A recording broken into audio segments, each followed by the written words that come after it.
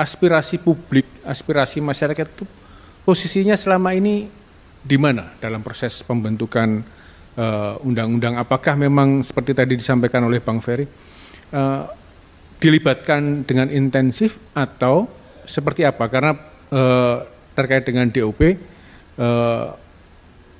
DPR mengatakan bahwa mereka melakukan itu sebagai jawaban atas aspirasi yang disampaikan oleh masyarakat Papua. Jadi seperti apa sebenarnya proses itu terjadi selama ini?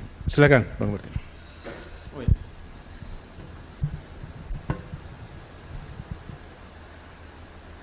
Tes, masuk ya. Iya, terima kasih buat kesempatan Pak Yosi.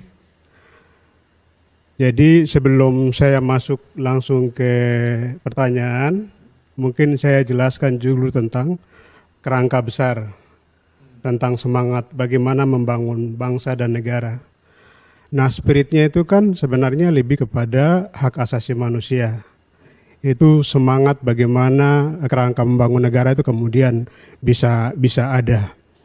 Jadi kalau kita lihat misalnya roh dari semangat pembangunan sebuah negara itu adalah aspek hak asasi manusia, itu kemudian disepakati bahwa misalnya di pasal 1 itu Undang-Undang Dasar ayat yang kedua soal kedaulatan. Jadi kedaulatan itu kemudian ditegaskan itu adanya di rakyat begitu. Jadi pemilik kedaulatan itu rakyat.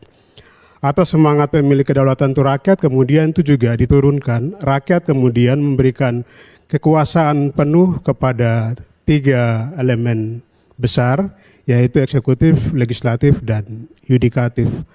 Nah, mestinya itu setiap kebijakan ataupun aspek produk-produk hukum baru yang hendak didorong itu harus mempertimbangkan aspek kedaulatan rakyat.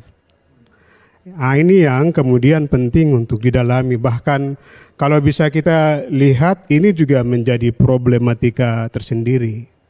Apalagi misalnya di Papua itu dikenal dengan penerapan desentralisasi asimetris. Jadi kalau kita bicara tentang penerapan desentralisasi asimetris itu wilayah kekhususan yang diberikan kepada suatu daerah, maka sudah barang tentu itu kemudian aspek kedaulatan yang sebelumnya itu secara makro itu kemudian diturunkan menjadi kedaulatan yang ada di wilayah di mana desentralisasi asimetris itu kemudian diberlakukan. Nah, itu dulu pandangan kita atau misalnya cara pandang kita. Nah, sekarang misalnya kita masuk ke upaya pemaksaan atau penerapan Undang-Undang Otonomi Khusus di Papua.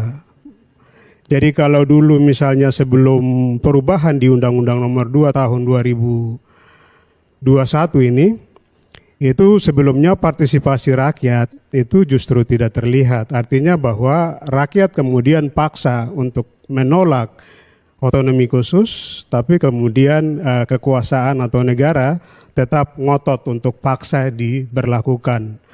Walaupun sesungguhnya itu aspek terpenting dalam desentralisasi asimetrik itu yang harus dilihat itu adalah upaya menyelesaikan problematika. Di Undang-Undang 21 sebelum perubahan itu tidak ada sama sekali aspek problematika yang dimasukkan di situ. Nah, cara pandang Jakarta melihat Papua itu hanya bisa diselesaikan dengan uang. Padahal uang itu bukan bagian dari problematika, uang itu hanya sebuah sarana.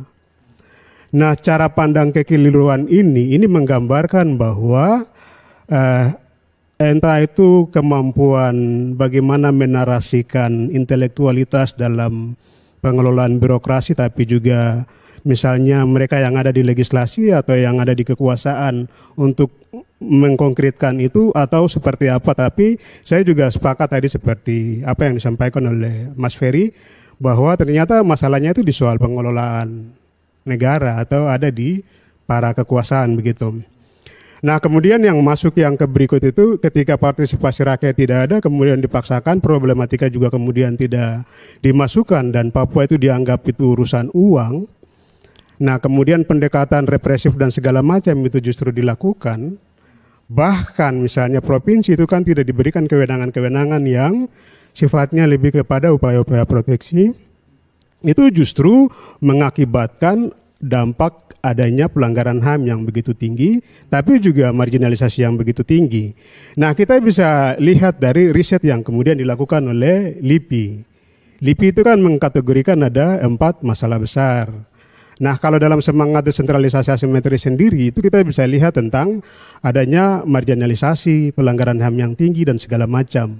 Mestinya ketika negara atau pemerintah atau misalnya legislatif itu membuat sebuah rancangan undang-undang, itu aspek problematika itu yang mestinya harus dipikirkan dan dirumuskan dalam undang-undang supaya semangat desentralisasi asimetris itu adalah semangat untuk menyelesaikan problematika. Ini tidak ada, artinya bahwa ini kekacauan sangat fatal yang justru sudah dilakukan. Nah, kemudian yang berikut itu kita bisa lihat misalnya di soal perubahan ini. Undang-Undang 2 tahun 2001. Kalau kita cermati baik-baik itu pasalnya multitafsir semua. 2 pasal yang konkret itu hanya misalnya di pasal 76 dan 76 sama 68A. Ya, kalau 76 itu bicara tentang pemekaran provinsi. Pemekaran provinsi itu diambil alih langsung oleh pusat. Ini kan sentralistik banget nih. Kemudian yang berikut itu misalnya di pasal 6A, itu dalam rangka pelaksanaan otonomi itu dapat mendirikan satu badan, dan badan itu justru diduduki oleh wakil presiden. Masa wakil presiden yang besar itu diturunkan sampai dengan seakan-akan dia setara dengan gubernur, dan kemudian urusan penyelenggaraan desentralisasi itu terpusat ke dia begitu. Terus peran dari gubernur, DPR, MRP itu apa begitu? Padahal semangat desentralisasi asimetris itu adalah pemberian kewenangan sepenuhnya ke provinsi begitu. Nah, argumen yang dikembangkan itu kan misalnya itu dibilang bahwa karena mereka tidak kelola keuangan yang baik. Nah, ini kan bicara tentang pengelolaan keuangan ini kan masuk dalam kategori adanya dugaan misalnya tindak pidana korupsi. Nah, kenapa tidak upaya penegakan hukum yang dilakukan misalnya? Kenapa kita menyembunyikan di narasi-narasi penipuan publik seperti begitu seakan-akan seluruh rakyat Indonesia itu tidak cerdas begitu. Ini kan juga bagian dari upaya-upaya bahkan pembodohan publik yang kemudian dilakukan oleh kekuasaan. Dan saya pikir ini sangat buruk. Kalau saya presiden yang macam begini saya copot semua. Ya, karena merusak tatanan semangat konstitusional kebangsaan kita begitu. Kemudian yang berikut itu, makanya itu kalau undang-undang ini, Undang-Undang 2 tahun 2001, itu bukan undang-undang otonomi khusus, tapi undang-undang sentralistik. Padahal sentralistik itu kan kita sudah tinggalkan dia setelah reformasi. Makanya lahir yang namanya undang-undang desentralisasi. Tapi kok kenapa Jakarta masih justru mendorong sampai dengan sentralistik ini justru masuk di sini begitu. Padahal semangatnya itu desentralisasi asimetris. Ada apa ini? Nah, ini justru saya sepakat, saya pinjam kata dari Bang Ferry bahwa ini kejahatan konstitusional sebenarnya. Sentralistik loh. Nah, kalau sudah sentralistik seperti begitu, terus semangat proteksi terhadap orang Papua yang sudah mau punah ini di mana? Nah, yang fatal lagi itu kan misalnya ini ada juga wacana yang memakai nama ini untuk kepentingan NKRI. Pertanyaannya kan sederhana, merusak tatanan kehidupan orang Papua, memarginalisasi orang Papua, apakah itu kepentingan NKRI? Atau orang Papua itu bukan bagian dari itu begitu? Nah, saya cuma khawatir jangan sampai ini kepentingan pribadi-pribadi orang dalam pengelolaan kekuasaan negara yang justru merusak segala macam tatanan. Dan saya setuju juga tadi disampaikan oleh Mbak tadi itu, Mbak Titi tadi itu bahwa memang problem kita juga itu ada di soal legislasi. Ini rusak sekali. Jadi mestinya legislasi itu mempertimbangkan aspek-aspek yang krusial. Ini justru lebih kepada kepentingan muatan-muatan tertentu. Atau misalnya masuk lagi itu ke soal partisipasi publik. Misalnya di pasal 96 Undang-Undang Pembentukan Perundang-undangan itu kan sudah jelas itu dibilang bahwa salah satu syarat penting itu kan soal partisipasi publik. Ini rakyat Papua tolak otsus. RDP yang mau dilakukan oleh MRP pun itu dibatas-batasi, dihalang-halangi. Artinya satu aspek ini tidak terpenuhi, tapi kemudian dipaksakan. Jadi syarat formilnya itu sebenarnya luntur. Tapi negara tetap ngotot. Nah ini juga pertontonan yang sangat buruk begitu, seakan-akan negara itu sudah menentukan semua begitu. Padahal negara hanya melaksanakan kedaulatan rakyat melalui perangkat-perangkat dan tugas-tugas mereka yang secara ini sebenarnya kan sudah jelas sama sekali. Nah yang berikut itu saya pikir sebenarnya itu perubahan Undang-Undang 21 itu ada niat lebih kepada meloloskan pemekaran provinsi. Karena kan dipaksakan hanya mau rubah pasal yang sebenarnya pasal 76 ini. Jadi mensreanya itu sudah ada.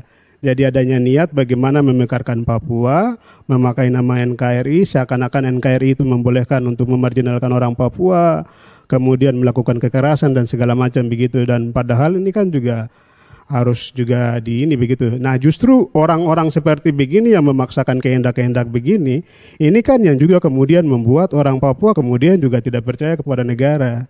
Bahkan ada cara pandang orang Papua itu mereka melihat bahwa negara ini bagian dari penjajahan baru begitu di tanah Papua, karena sepanjang sejarah dan perjalanan Papua di Indonesia itu tidak pernah ada pendekatan-pendekatan yang lebih humanis, walaupun itu pernah dipraktekkan oleh Gus Dur. Dan mungkin satu-satunya presiden yang mampu untuk bagaimana bisa mendorong upaya-upaya perdamaian itu hanya Gus Dur saja. Nah yang berikut itu misalnya sekarang kalau bicara tentang DOB.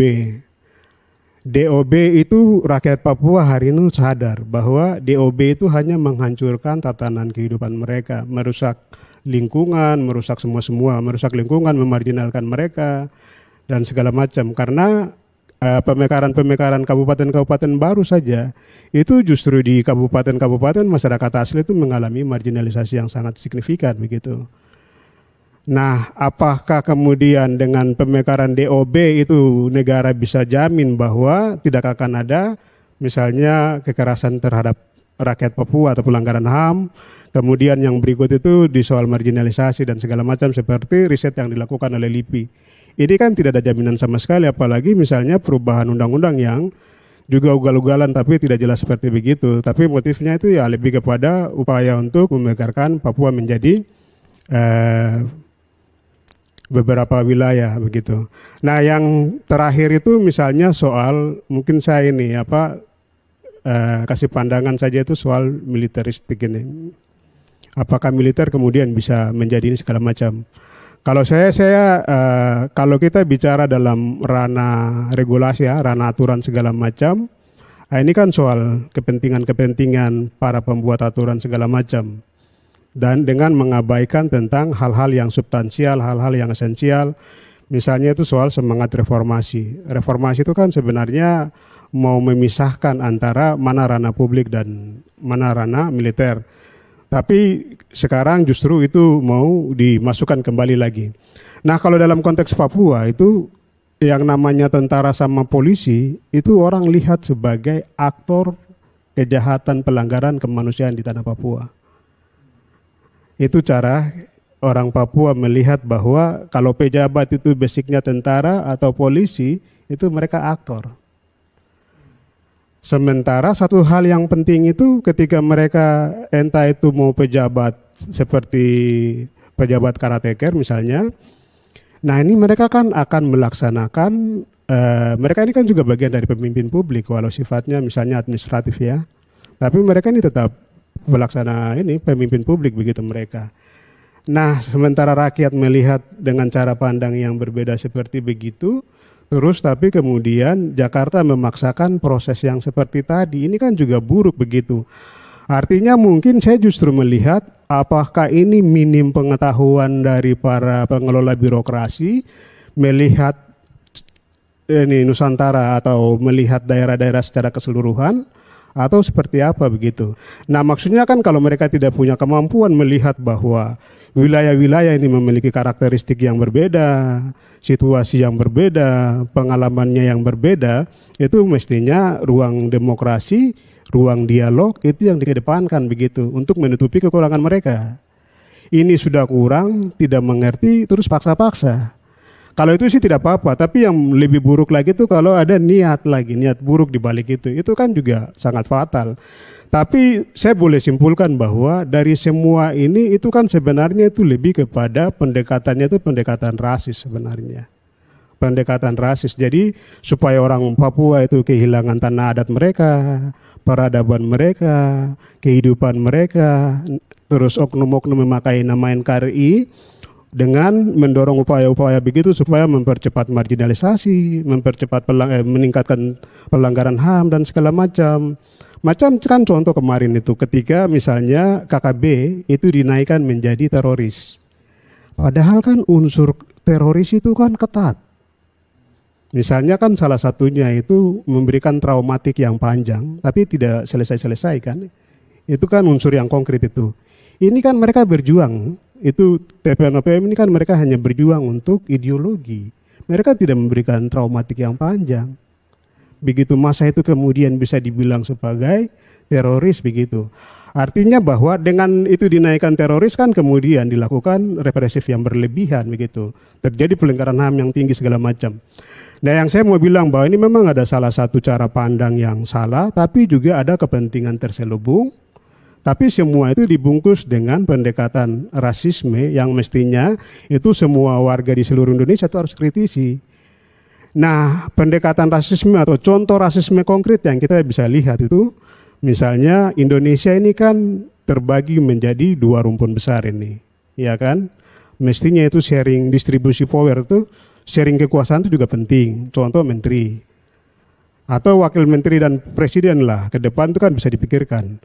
Kalau presiden itu misalnya dari Melayu, wakil presiden mestinya itu kan harus dari Melanesia. Atau kalau presiden, dan itu dibikin rolling begitu, presiden dari Melanesia, ini terus wakil presiden dari Melayu. Atau begitupun dengan distribusi kementerian. Misalnya 50% itu dari Melayu, 50% dari Indonesia begitu. Jadi cara pandang kita itu lebih kepada bagaimana cara pandang kebinekaan begitu. Bukan dengan semangat untuk meniadakan kelompok-kelompok tertentu hanya untuk mempermulus kepentingan-kepentingan misalnya investasi, pengurasan sumber daya alam, dan kekerasan-kekerasan yang lain begitu. Padahal di mukaddimah kita itu kan sudah tegas bahwa yang namanya penjajahan itu harus dihapuskan begitu. Kenapa kita harus memakai cara-cara seperti itu begitu, maksudnya cara-cara yang lebih kepada terlihat lebih kepada penjajahan-penjajahan begitu. Kejahatan rasisme ini kan identik juga dengan penjajahan, dan saya pikir kayak begini yang mestinya harus dihapuskan. Mungkin dari saya demikian, terima kasih.